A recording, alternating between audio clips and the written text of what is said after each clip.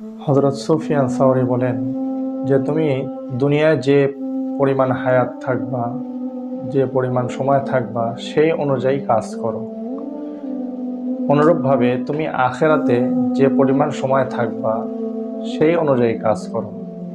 এখন বলুন তো, দুনিয়ায় আমরা কতদিন থাকব? এই তো 60, 70, 80, 100, এর চেয়ে যদি বেশি হয় 120 বছর এমন আমরা দুনিয়ায় থাকব। তো এই সময় থাকতে, দুনিয়া থাকতে হলে আমাদের যে পরিমাণ কাজ করা দরকার আমাদের সেই কাজগুলোই করতে হবে। আর আমাদের আখেরাত, এটা তো শুরু আছে শেষ নাই। তাহলে দুনিয়ার জন্যই যদি আমরা এত পাগল পারা হয়ে যাই, তাহলে আখেরাতের জন্য আমাদের কি করা উচিত? দুনিয়ার এই অল্প হায়াতকে যদি আমরা কাজে লাগাতে গিয়ে দুনিয়ার পেছনে আমরা ছুটতে থাকি, তাহলে এই দুনিয়া তো ক্ষণস্থায়ী, শুরু আছে শেষ আছে।